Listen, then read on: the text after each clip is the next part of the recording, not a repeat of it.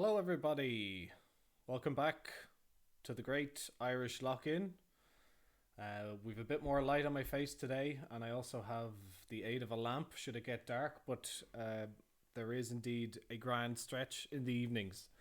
I am joined here, of course, by my live studio audience, slightly less than this week. What was that, sorry? You. Thank you very much, Warren. Warren here is my acolyte.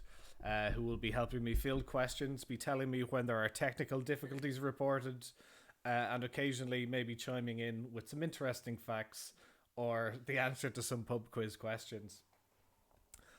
So good to see all of you back. Sorry, I was about a minute late starting there. I was just trying to see if there's any guards around before I opened the doors and let you all in. So everybody just file in there now. Just don't make a scene. Don't make too much noise so the neighbours don't hear you.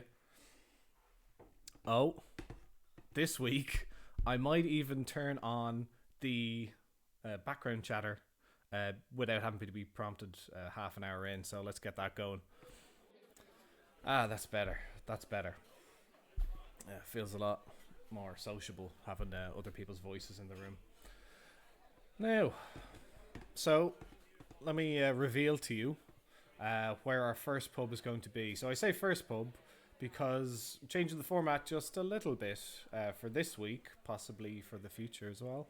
But we're going to go on a little bit of a pub crawl. So there's some pubs I know a decent amount about, but I couldn't necessarily talk about for an hour.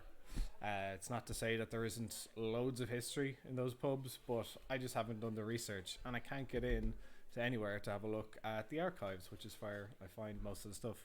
Most of them on the Irish Photographic or Newspaper Archive. Which you can access in the library. So I shall now reveal the location of our first pub, although you can clearly see it in the tab here. But bang, there we are. We're outside John Fallon's, the Capstan Bar, which is on, I suppose it's technically on New Row South or the Coombe. If I just turn us around here, you'll see the fourth corner pub there, and you can see you could legitimately say we're in the shadow of St. Patrick's Cathedral.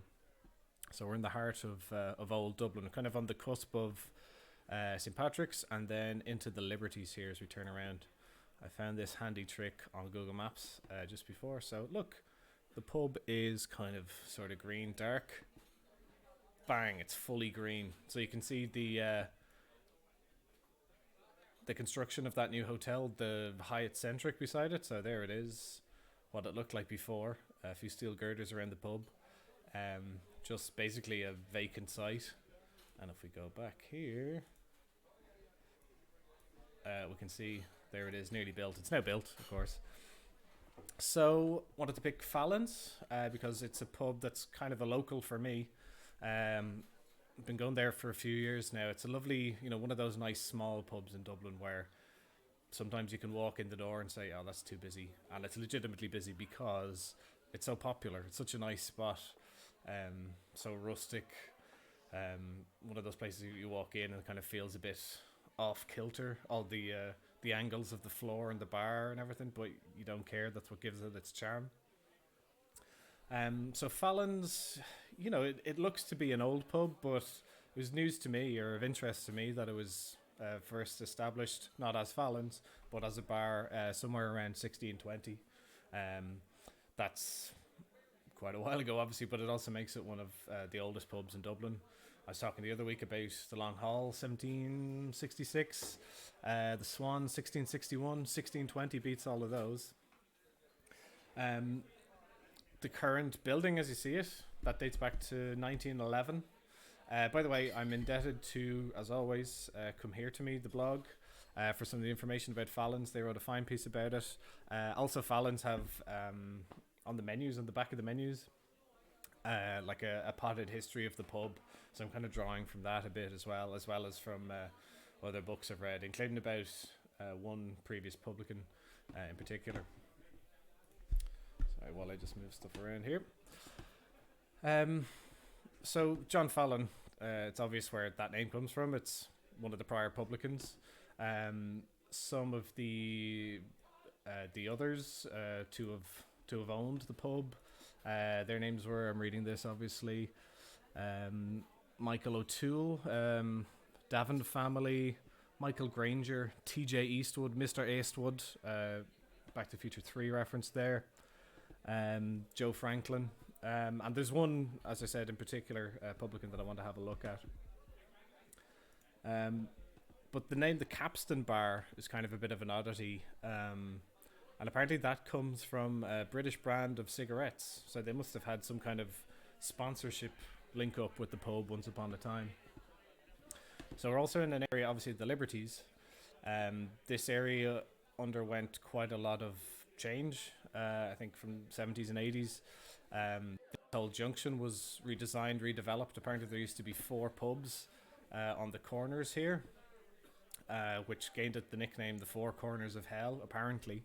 I've seen that disputed by Lowe's pub. Lowe's is kind of, it's near enough to Dolphin's Barn. I can't remember exactly what street it was on, but one of the pubs on the Four Corners here was called Lowe's.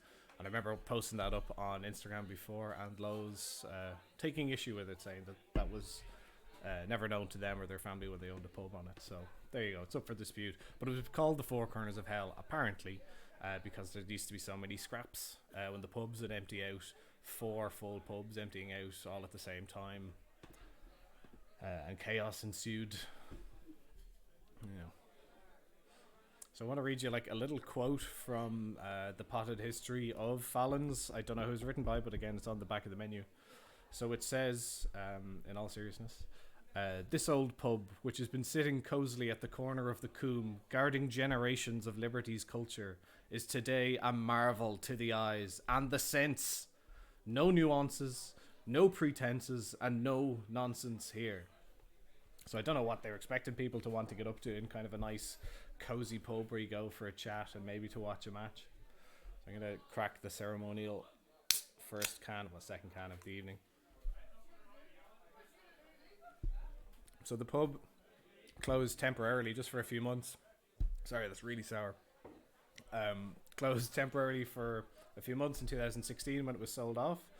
So some of the bric-a-brac and memorabilia and paraphernalia on the walls of the pub were lost, or rather taken by the previous owners.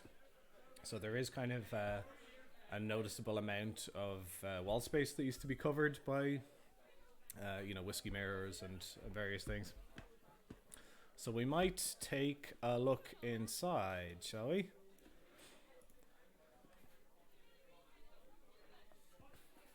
Now, so once again, we're going to be guided around by the photos of Mr. Seymour Rakoff, who I was just checking out there on Google Photos because he's got absolutely loads, and I'm obviously looking for more pubs to talk about.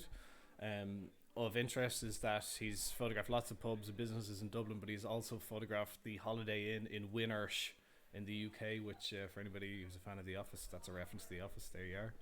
Not too interesting. So this is the entranceway. So let's pop ourselves in. There's not too much to say about here, but it looks really nice. They've obviously dickied the place up a bit for when the photographer was in. Ew. So this is one of my favourite snugs in Dublin. Yeah, you can get a sense there. No door on it, so little less privacy. Obviously, when you come into the pub, you duck your head around the corner. You see that the snug is taken. You say, feck it, sure, next time I'll get it.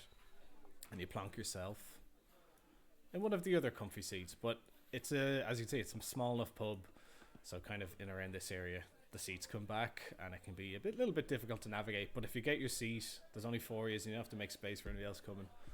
It's a lovely spot to be. They've got what I think here is a photo of Bang Bang, the Irish street character, I suppose you'd call him. His real name was Thomas Dudley.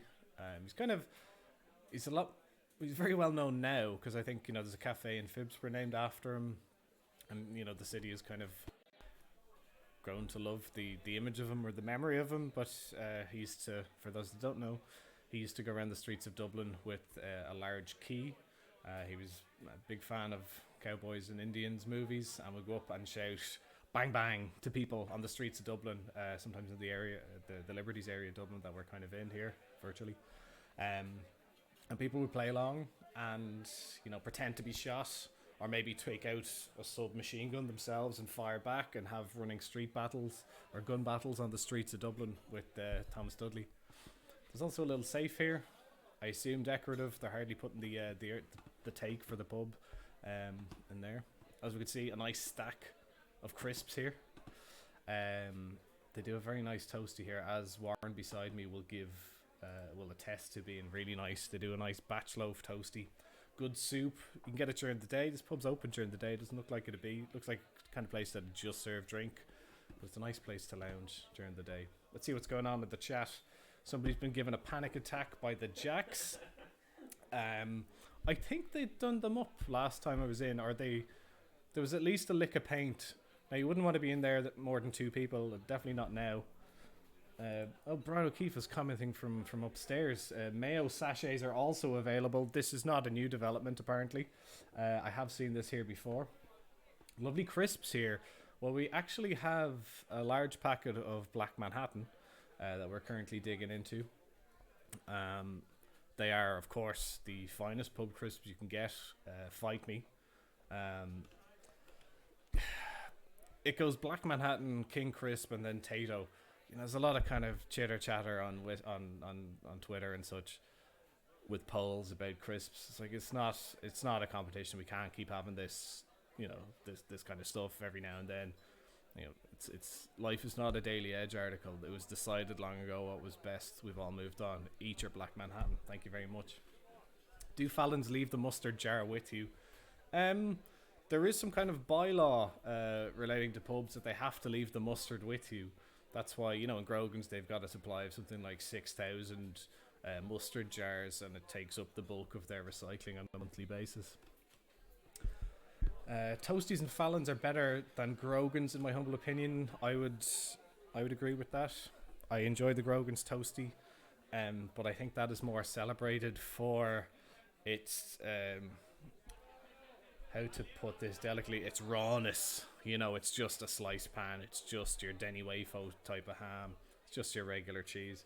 Fallon's one, there's a bit more love put into it.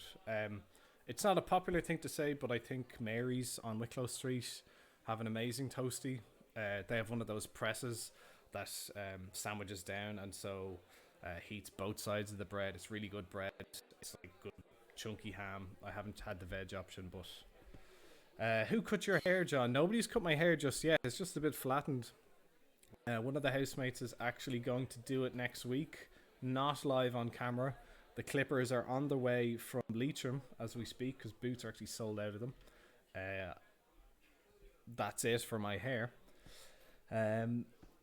So I just one of the comments saying the man's pent up anger heats the bar. So that would be Dave. I think Dave is kind of like a well-known character. I've always enjoyed any interactions I've had with him, and he's always been really pleasant. So I think didn't get to know him, but he got to know my face, and I got to know his. When I used to play football in Crumlin on a Thursday, and we go in for a pint afterwards. He's always very pleasant and say hello on the street and that. But speaking of heat, if you look up here, this heat lamp, if it's not absolutely Baltic outside, this can be a bit of a trial to stand under or near. It's so warm. I mean, it's well needed on cold days because it's all brick in here. But man, that would roast your head, especially if you're kind of sitting in this little seat here in the snug. So that brings me on, if I just twirl around here, to another little area of the bar. So for some reason this is called Meerkat Corner. I haven't gotten to the bottom of this. I think there's a shine on it here, but there's a picture of a meerkat. I think it's got to do with if you're sitting on a stool here and looking out over this, outside, you look like a meerkat from the outside. I think this is well known at this stage, but if you haven't heard it, it's a really nice story. So let's look directly up. Come on. Oh, what's that? That appears to be a wedding photo of 2 people. Black and white. Looks reasonably old. Can't really tell. But the story goes is that there was a regular who used to come into Fallon's, possibly still does. I don't know the full extent of the story. But the odd time he would fall off his seat, fall off his stool. And the story goes that he would fall off the stool so often that they put a picture of him and his wife on their wedding day up on the ceiling, so he'd fall off, see that, and think, I've had enough, it's time to go home to the wife. That, I think, is one of my favourite stories of, decorations in Dublin pubs. Oh, we've got confirmation here. Meerkat because people peep out. So that's correct. I'm seeing another stove at the end of the room here. I don't know if I've ever seen that on. That'd generate a lot of heat. What is the BEO rating of Fallon's? Get on to me in the comments here if you can find it.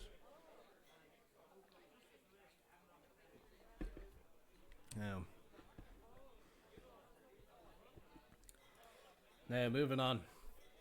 I can't seem to see it here, but it was pointed out to me, or said to me I should really point out the milk bottle that's been here since, I think it's one of the milk bottles from the Millennium celebrations, or the, what was it, Bicentennial, Dublin 1988. You know that logo? It's hard to describe. I'm not going to look it up here for you, but they have a milk bottle here celebrating the 1988 Bicentennial of Dublin. Fascinating stuff. One other little thing. Sign of a good pub. Sign of attention to detail. Coat hooks. Look at them there. There's no just chucking your jacket on the floor. You can hang them up like a civilized culture.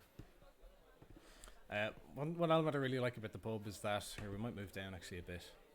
Let's move down a bit. Give you something new to look at. One element I really like is that this area behind the bar here, it feels like it's kind of falling over or creeping over on top of you. It's kind of, it feels like it is, but it's obviously not going to, but that kind of gives it a real lived in feeling, like gravity's just been working at it for a few hundred years. Well, about 100 years, 110, 1911, as I said, this pub dates back to this particular iteration of the bar. So the publican that I wanted to talk to you about, who used to own here, I think it was around 1811 or so. There's a guy called Dan Donnelly. He's, one of the most famous Irish sportsmen you've possibly never heard of. He was a boxer, or a pugilist, as he would have been known in those days. So he was kind of a street brawler, a fighter around Dublin, who got a bit of a reputation for being able to sort people out, particularly in the Liberties area of Dublin, if they're acting no good, and kind of being divils to the community. So he got a bit of a reputation around Dublin for kind of street fighting, brawling, not fighting by any rules or formally in a ring. And there was a prize fighter from the UK who was coming over to Ireland, and one of the promoters was looking for somebody local, a native Irishman, to fight this British champion. His name was George Cooper, in 1815. And Dan Donnelly was found and picked to fight this guy, thought to be a no-hoper, because this would have been one of Dan Donnelly's first times kind of stepping into a ring and fighting formally under the, I assume it's the Queensberry rules or whatever it was back in the day. And there was a shock upset that Dan Donnelly beat George Cooper, and it was such a well-known and momentous occasion that the area that they fought in was then named after Dan Donnelly. It was known as Donnelly's Hollow after that. So after this fight and a few others, Dan Donnelly used the wealth that he'd gained from it and the notoriety to buy a pub. So the idea being that he could own this pub, people would come just to see him behind the bar, kind of like the plot to Rocky Balboa, that sixth Rocky film where he owns a restaurant. So people would come and see him, and in the early days it appears to have been a bit of a success. But Dan Donnelly was a bit of a drinker, a bit of a womanizer, as friend Leishuk says. He was a bit of a boyo. So it didn't actually in the long run go so well for him. But interestingly, we were told, myself and Leishuk were doing a pub crawl once, haunted, spooky pubs of Dublin, and the owners of the cafe across the road, Vintage Kitchen I think it's called, is it? So they live in that building as well. And they told us the story that there is actually a tunnel now sealed up, running from Fallon's to their residence across there, and that is where Dan Donnelly used to live. So he would take the night's takings from the pub, go under the tunnel, and make his way back to his house in safety. So he wasn't subjected to attacks from people trying to take his night's take. After this, he owned one other pub, It's on Capel Street. It was a pub up until recently, but in a redeveloped kind of way. It was called D1. It was like a Brazilian style pub. It was on the same location, at least, anyway. So Dan Donnelly died, I think, in his 40s. Um, and he didn't have the best end to his life because it was marred by alcoholism and such.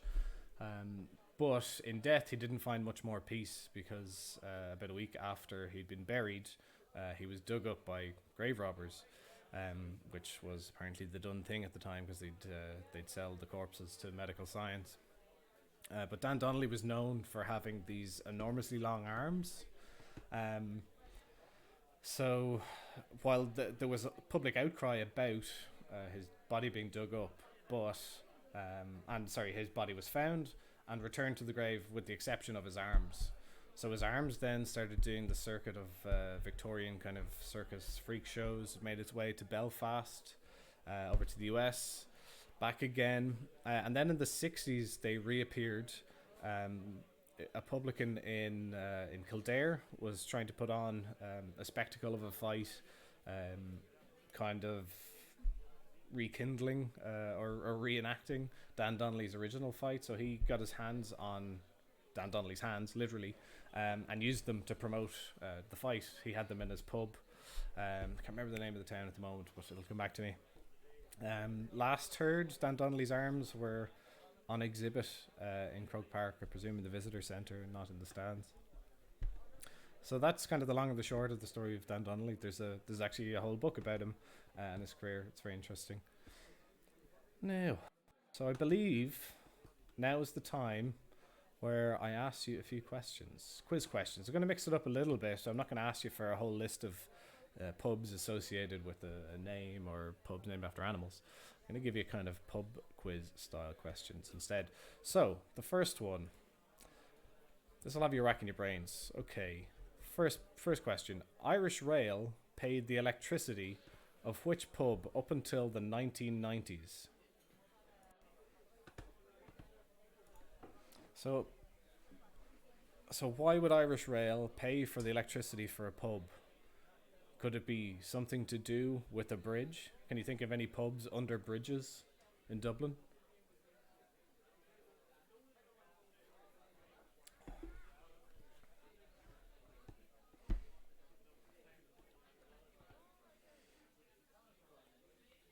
Don't do what Dan Donnelly does. That's from Danny Don't.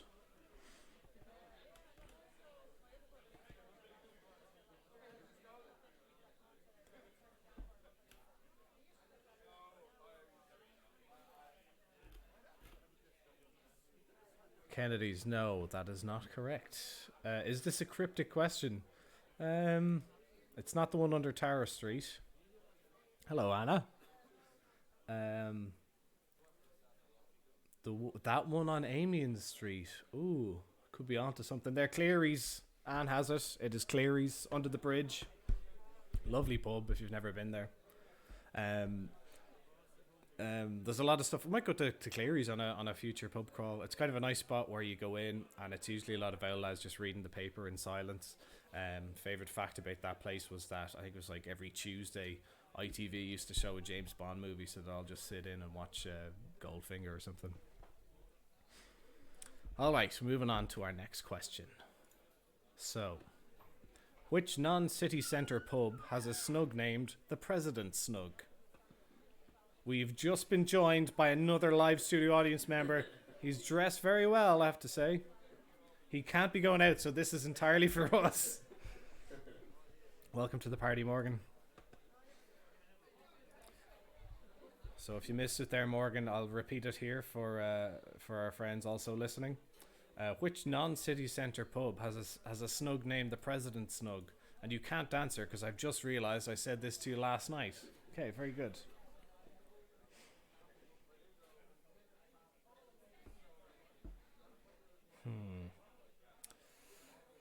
Hole in the wall, he's got it in one. Okay, hole in the wall, that is correct, because it is in close proximity to Áras an Uachtaráin, and apparently Edmund Hillary or Patrick Hillary Edmund Hillary, who went up Everest. More on Everest later, though. And Patrick Hillary used to have a drink in there, and apparently one of the other presidents did as well. Okay. In which pub was the first serving of Powers whiskey reputedly served? So, do you know where the original Powers whiskey distillery was? It was John's Lane. Do you know where John's Lane is? It's it's near enough to, what are those flats? Oh God. It's at the back of Thomas Street. It's parallel to Thomas Street at the back. So essentially, which Thomas Street pub poured the first ever glass of Powers whiskey?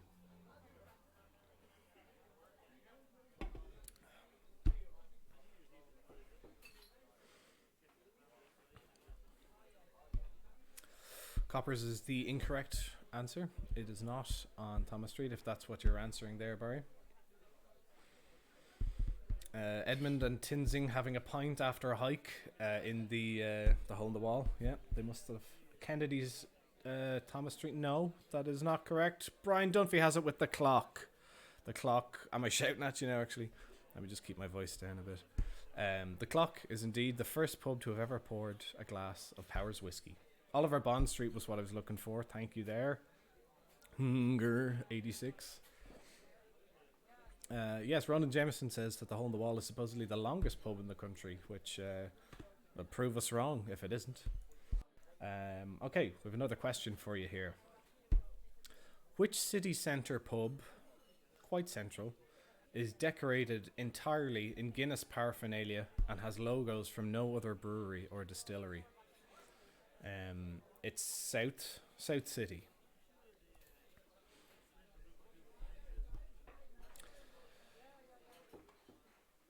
Now, District 8, I'm assuming that's not an answer to this question.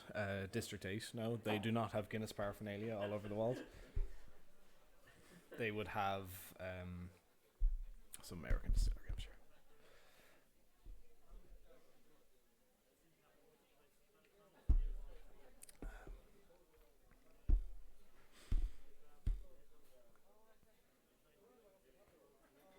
So for those of you just checking in on us here live on YouTube, this is what is known as a lull, where I'm just waiting for answers for people.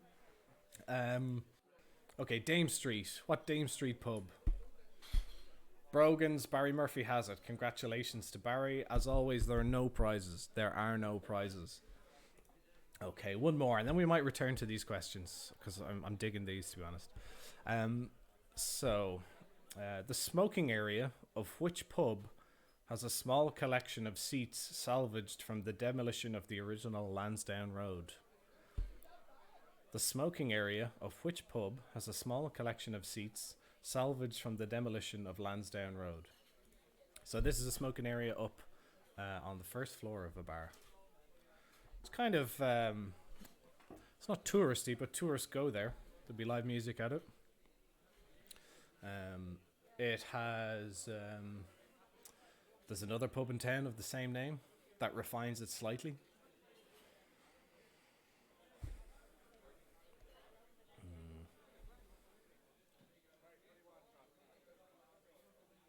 O'Neill's is correct. Fair play to you.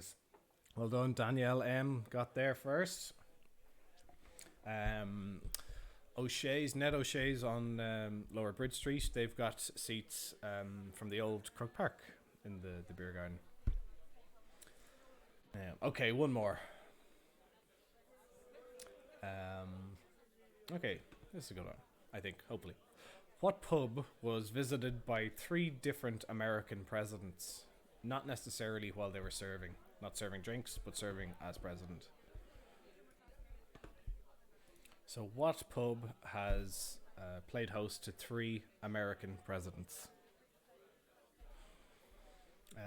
JFK famously went to Mulligan's of Poolbeg Street, but he did go to another pub.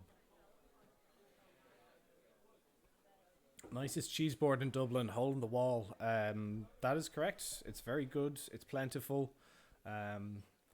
They've also got a nice kind of middle room where they've got wines of the world.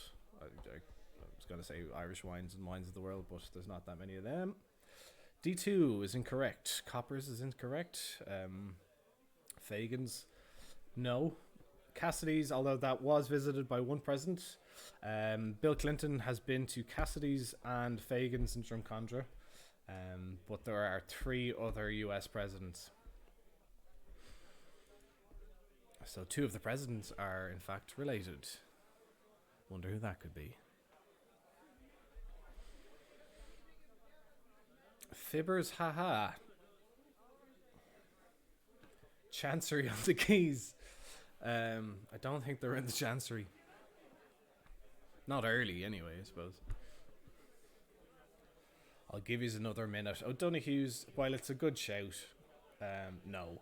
Hillary Clinton went to McDade's, so did Roman Abramovich. Where else now?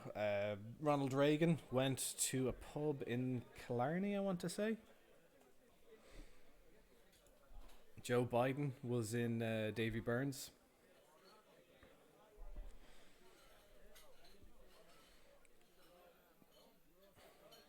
All right, I'm gonna give it 10 seconds mentally and then give you the answer.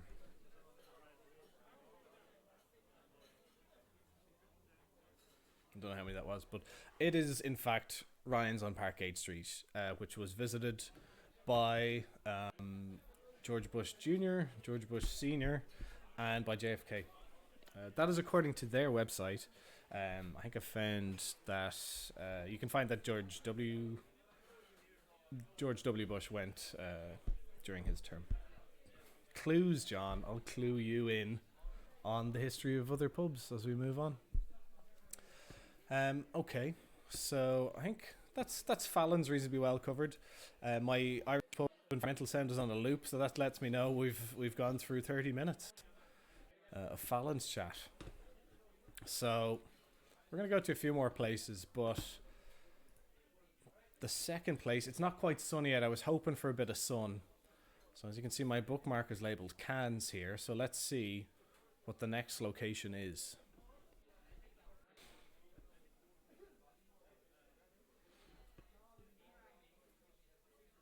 Here we are. It's about to be revealed.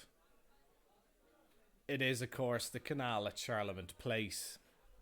So we're going to stop on our pub crawl for a little canal can. There are no bathrooms, so please hold it in. Maybe drink a stubby can, just so you don't need to go to the next, or before you get to the next spot. Now, there's a dog having a pee. There you are now. So I wanted to chat a little bit about some of the pubs doing good work at the moment, keeping people entertained, keeping themselves entertained. So the Headline, around the corner from where I'm speaking to you now, 57 The Headline, they're doing beer deliveries and wine deliveries, and I think they're expanding out to cheese as well and other things. That's run by Jeff and Maura, well known in the craft beer community. So they're doing deliveries around Dublin. I think they're doing them nationwide now, actually, as well, with the help of couriers. So they're selling Irish craft beers by the case. So it's usually, one case of the same beer, but the breweries have given them as well kind of selection boxes to give out if you want a bit of variety. So they're driving out themselves.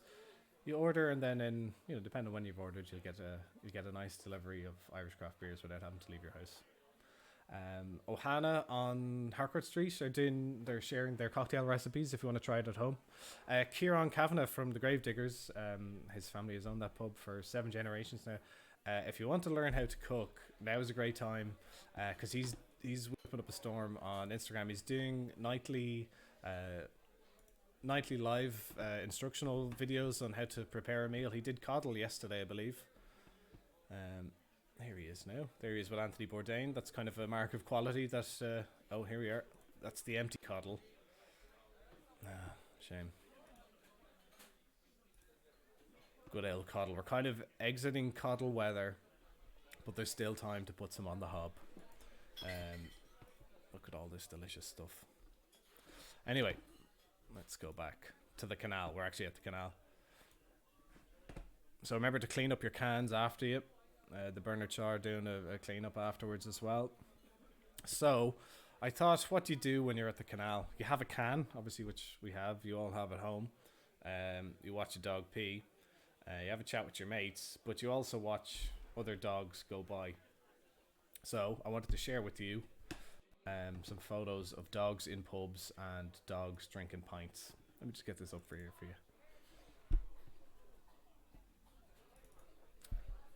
Yeah, I've got about 20 of these, so.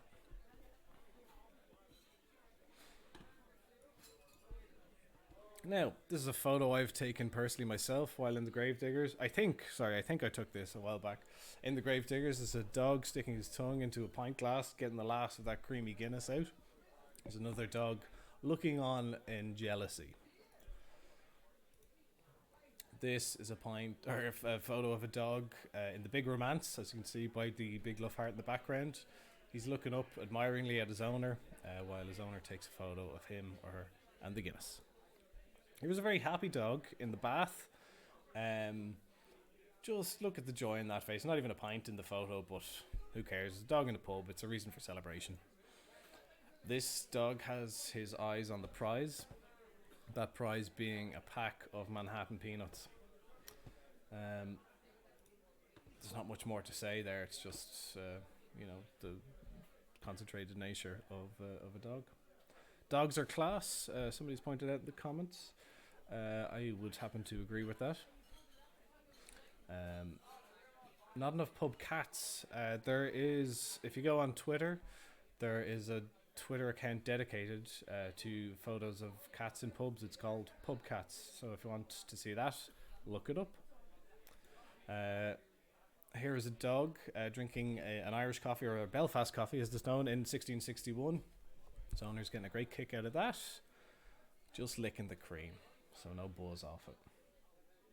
Oh yeah, Big Romance are also doing delivery. Thank you, Peter.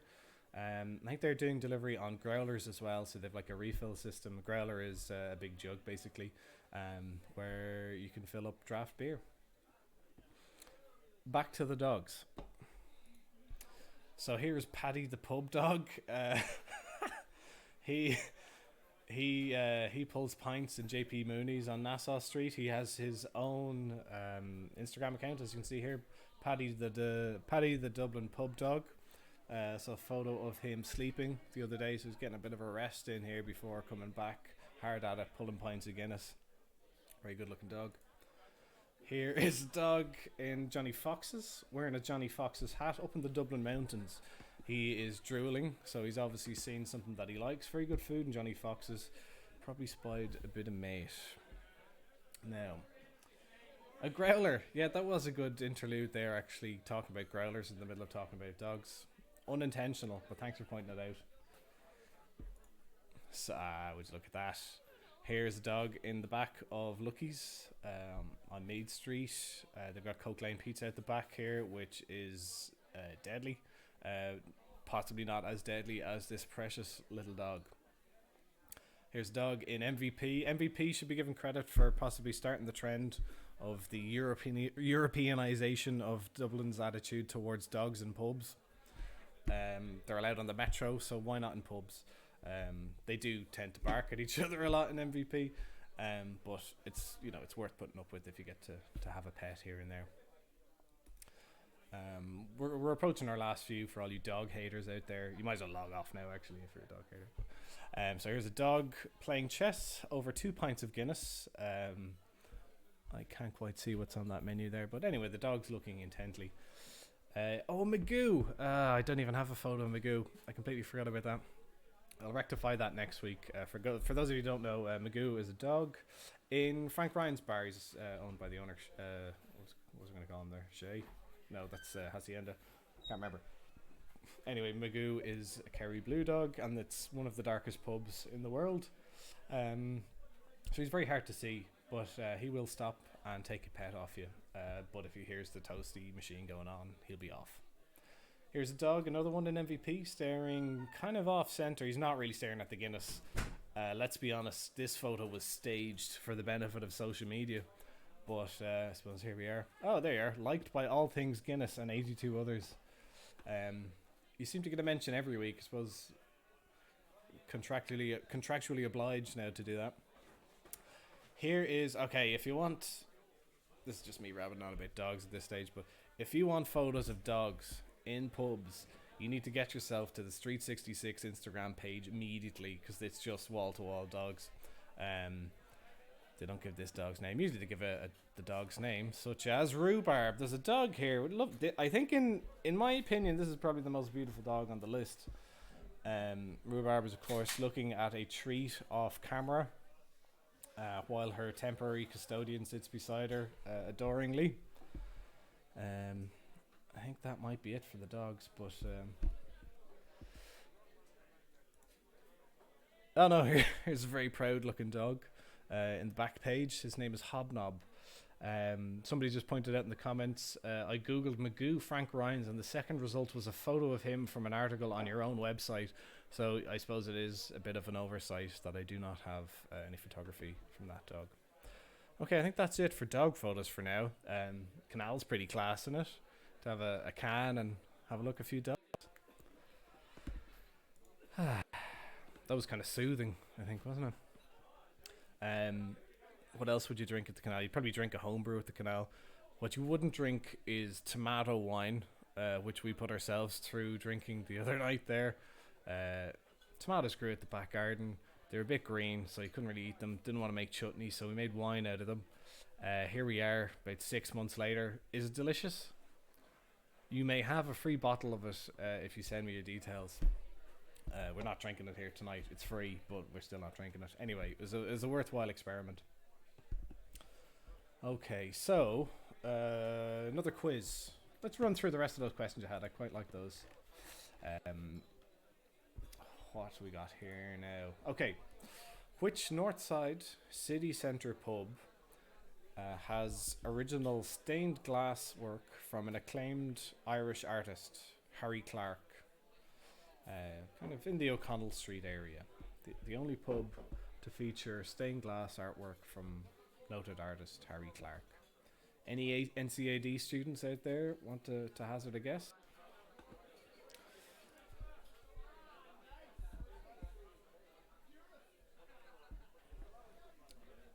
If you do want some tomato wine, I will bring it round to you. Well, I leave it outside my door if you live within a 2 kilometre circumference of it. Rhubarb wine is delish, apparently. Can I send some tomato wine to Canada? It is possible. We'll just have to disguise it in something. The church, Madigan's, no. I can't remember what the question is. Let me just, yes, there we are. The church is actually a great guess, but alas, no. It's not a pub with associations that I would know of to religion or sanctity. Flowing Tide, no, but they do have very nice stained glass artwork around there. Good guess. Madigan's, yes, sorry. Did I say no to Madigan's earlier? I think I did. So the first person to say that was Dylan.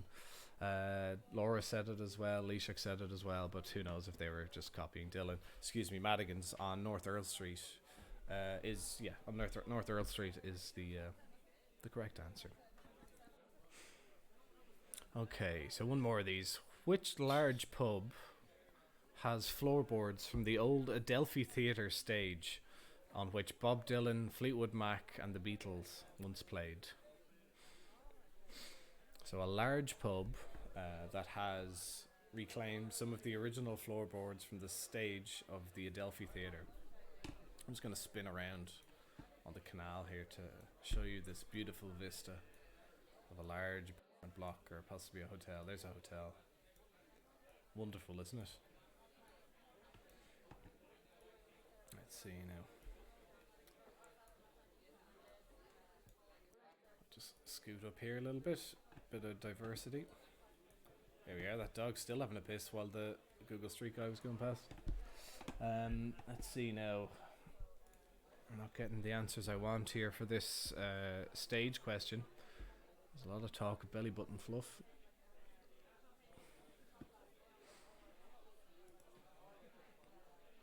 Large pub, north side, the church. Aoife has it in one. Fair play. Okay. Slightly different pub quiz question. Can you name for me pubs in the city centre that have numbers in their title? Pubs in the city centre that have no numbers in their title.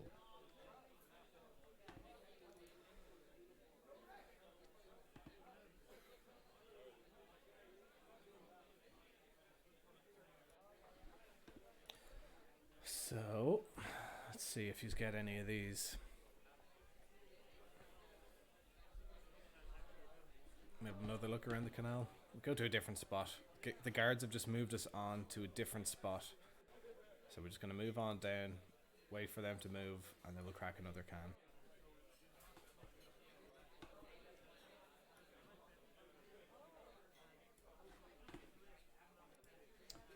I've once again forgotten what the question is. Pubs with numbers in them. D2. 4 Dame Lane, 37 Dawson Street, 4th corner is correct. Street 66. There was another one that I mentioned earlier, I believe.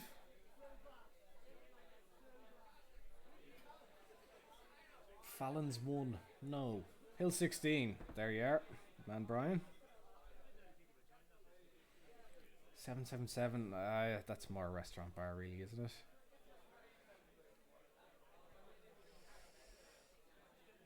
Let's see. 4th corner, we've had that. Thanks, Kate. D1, that used to exist, no longer there. D2. Let me see. Give you a clue. Near enough to Bagot Street, near enough to the canal, near a church.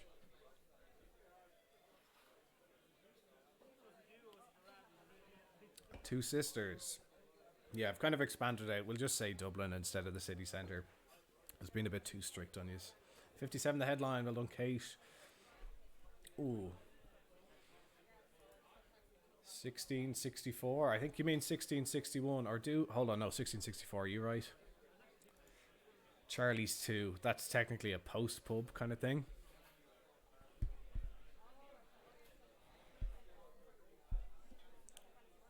The Five Lamps. Is that still open? 1664.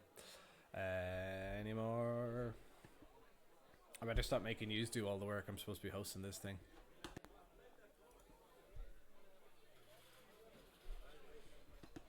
Okay, I think we're going to move on to our next location. The 51, that's what I was waiting for. Toners with, it has 1 in the middle of it. That's technically correct. The best type of correct. Okay. So where are we going to go next? So it's kind of midway between... Well, the canal is midway between... Oh, what's going on here?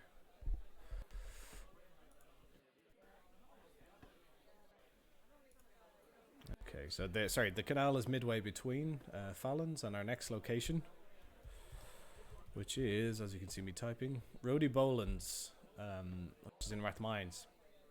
So some of the pubs I've done have kind of been, nice and old, well known. Rody Boland's would be kind of more well known if you live in Rathmines. It is an old pub as far as I know, but I wanted to go here because it's got a bit of an interesting story, and kind of dug into it a bit in December when I interviewed the father and son team that own it. So you might think it was pronounced Rody Boland's, but it's actually Rody. And the pub is not named after the current owners, nor is it named after a previous owner. It's actually named after a pub that used to exist in Nina in Tipperary. So let's get up there.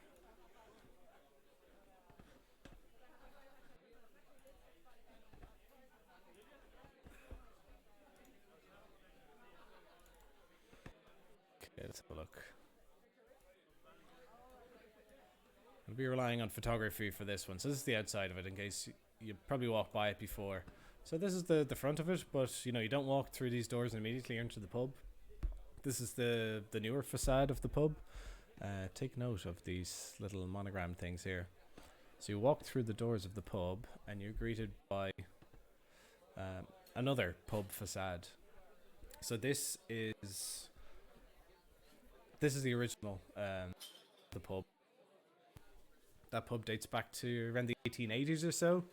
It was run by the McMahon family, and it was then taken over by Edward Boland and his sons, and run up until the 1930s. So kind of during, I suppose, what was the Great Depression, this pub closed and was never to reopen.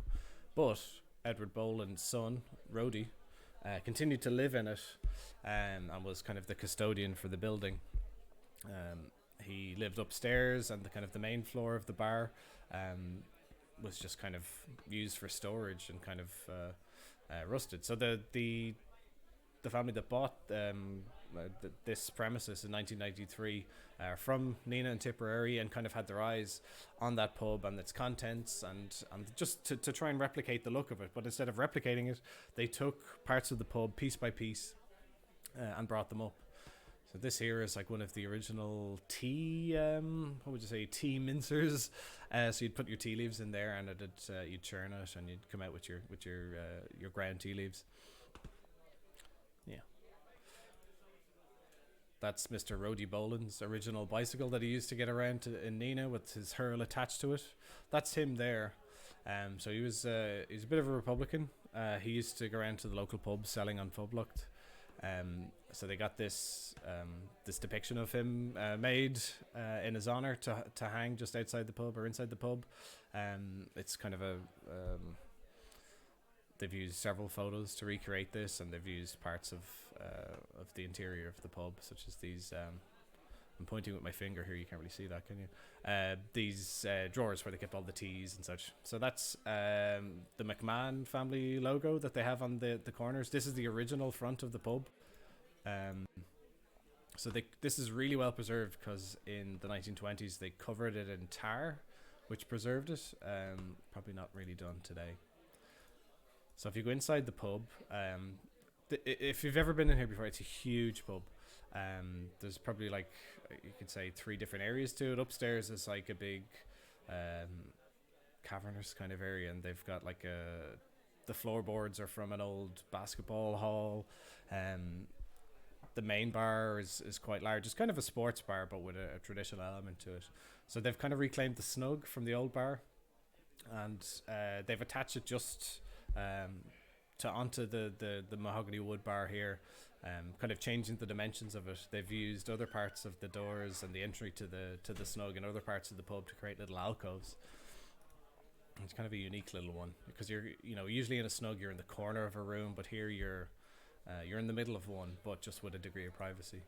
These are all the old tea leaf drawers where they would have had spices as well, and you can still smell, like, they're all still labelled, I think. They're all still labelled with the spices that would have been in them, as well as all the original furniture and antiques and everything. They had all the ledgers from the local pub, so you could see, if you were from that area, you'd be able to see what a lot of your relatives would have bought in terms of drink and food up until the 1930s. So a lot of people from Tipperary will pay a visit into this pub and have a bit of a look to see if they can find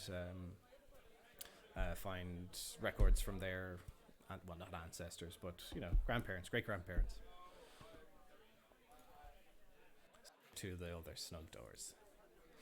These are the original pumps used in the pub. They're not working now. I mean, you can pull on them, but they don't produce any Guinness, of course. So these are photos of the old pub, what it used to look like inside just before they started to take things out and bring them up to Dublin. You can see the little taps there, the handles on them. Bit of a dusty environment, all right. And that's the outside of it, as it once looked. I think they had to shrink the front, this wooden part a bit to fit the dimensions of the new location in Dublin. So here's a little mini quiz for you. This is a stained glass work they have on the way upstairs in the pub, and I think they have, this would be helpful if I knew the answer, but they have either 9 or 11 sports depicted in this stained glass. Can you see them? So there's a lot of kind of sticks, balls, so they can be kind of small depictions or larger. So this looks like a big giant hurl over a smaller hurl.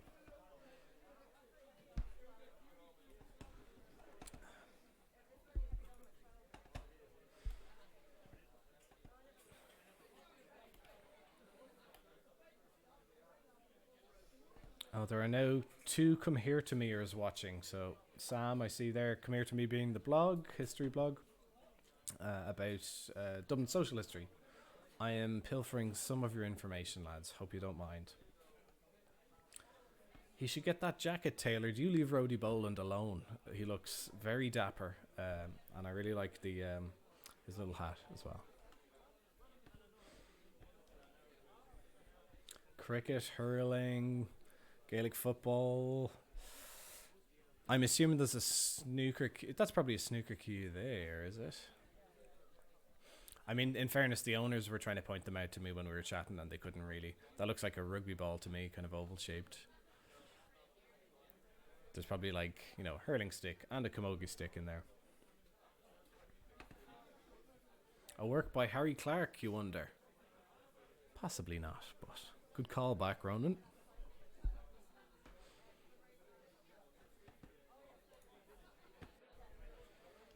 So this pub is owned by a family from Tipperary. Seems to have been extremely common for publicans still to this day to be either from Tipperary or Cavan. I don't know how it started, but it seems to be commonplace that people from those two counties would kind of get a foot in the door in the trade in Dublin, and then they would bring people up from their local town to do an apprenticeship in the pub, and those people would learn the trade and then go on and either rent or buy pubs of their own and kind of spread out and kind of make a mark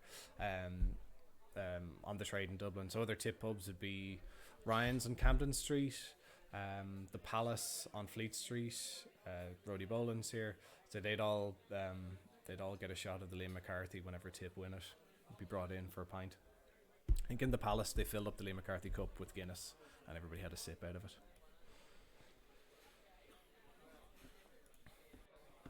Yeah. How long have we been here? We've been here about 55 minutes. Good lord. So that's pub 3, technically, of our pub crawl. So I wanted to bring you to one more place, but it's slightly further afield. Did a little calculation. So it is 7,756.13 kilometers away from our current location. It's also a pub that I have sent a postcard to and have not received a reply to. It is... Well, I'll wait for the unveil because we have to walk the streets of its town first. Oh, this looks like a nice place. So we're in the town of Namche Bazaar Stupa in Nepal. What is the significance of this place and why are we here on a pub crawl? Let's follow the road up a bit. It's amazing that Google Street has a view of this place. Let's follow this street up. I think we're getting closer to our final destination. Pretty remote. Denny's Belgian hot waffles. That's not what we're looking for. Go up here a little bit further. Oh. Where does the road go? Up here? Where am I going? Okay, let's just skip ahead. Twirl around, where are you? Down here a little bit.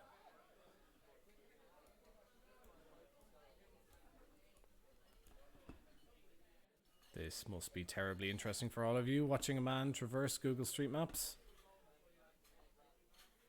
The grand reveal, it's an Irish pub, alright? It's an Irish pub, I just can't find it right now. I'm actually lost in this town in Tibet. Or Nepal, sorry, excuse me. Alright, we're just gonna Google it. What a car crash. Irish, it's literally called Irish Pub. So this pub is at Everest Base Camp.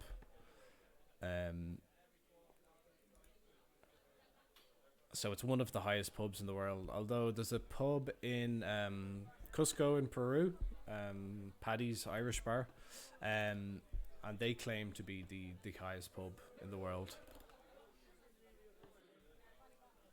This could be easily settled, but I didn't look up the elevation of either one. So let's get nice and close in here. have a look at the exterior, and we'll finish our pub crawl. What mountains are they? McGillicuddy Reeks.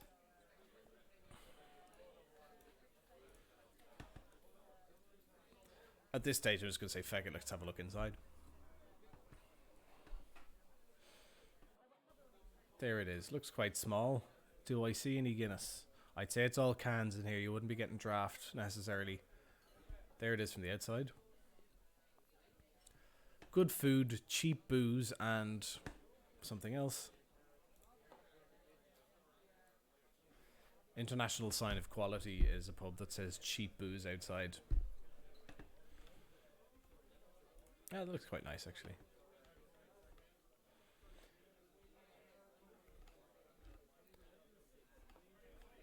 Yep, there's the one I was looking for. Tipperary yet again. They're everywhere. So these, I assume, are a lot of people that went and climbed Everest. There you have it. Now you can say you had a pint. There's Guinness. You can say you had a pint in an Irish bar in Nepal. Nepaling state of affairs, isn't it? Okay, we'll do one last quiz, I think, shall we? So, the quiz question is, can you name pubs in the city centre where there is another pub of the same name? So pubs in the city centre where there is another pub of the same name. So while I'm waiting for you to answer that, I'm going to tell you a little story about two pubs that nearly opened with the exact same name, in around the same weekend. So I think it's where Georgia Street Arcade is, where Dunn's is, and where like the Market Bar that all used to be kind of one building. It's a big large department store owned by the Pims family. So there was two new pubs opening. One of them you now know as JT Pims, which is here's the Irish Pub Environmental Sound restarting again, which is, what did that pub used to be called? Warren, do you remember that? JT Pims. It used to be on Georgia Street. It was quite popular for a good while. JT Pims does well now. We'll get the answer in the question or in the comments anyway. But so that used to be whatever. It's now called JT Pims, and the pub that is now known as Idlewild was going to open at around the same time, called Todd Hunter Pims, both paying homage to the department store and the brothers or family that owned it. Okay, we're getting some answers in here. Madigan's, there's loads of Madigans. I think there's 3. Mulligans, yeah, 2 Mulligans. O'Neill's, that's correct. Palace, oh, that other palace is gone. It's now the Camden. What is the Camden Palace? I don't know. There is a Deliveroo man at our door. It's not for me. O'Donoghue's, there are 2 O'Donoghue's. That's correct. Ryan's, I think Ryan's is the most common pub name in the country. Cassidy's, yes. Slattery's, yeah. Kennedy's. People always go to the wrong one. Every second pub in Dublin is another pub with the same name. That is quite correct, Andrew. We're unimaginative people. Oscars, that used to be correct, but the one in Christchurch is gone, I'm afraid. The She Bean, that was the name of the pub that used to be there. Thank you very much, Dylan, Deborah, Sam, Ian. And it used to be called Speakeasy as well. Yeah, I remember that. That was a good pub. Ryan's, we've had that, Carl. Zip it. Okay. All right. I think we've had a good stretch without too much boredom there. It's been a good Saturday. I've beaten my record of staying online talking nonsense, sort of about pubs.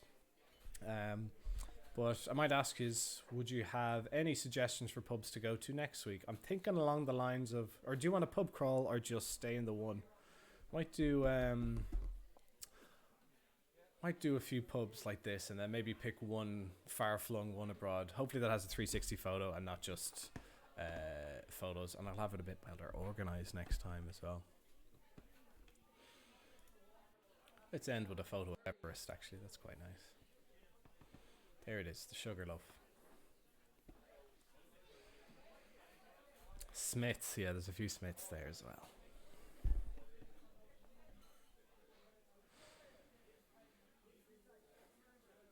So pub crawl or one pub, the decision is yours.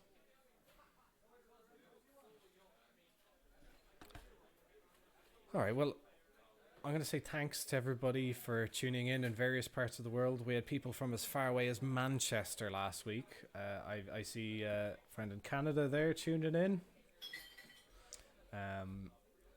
People as far away as Ballybrack have tuned in their masses to hear what has to be said about Fallon's Canal Cans, Rody, not Rody Boland, and the Irish pub in Namche Bazaar.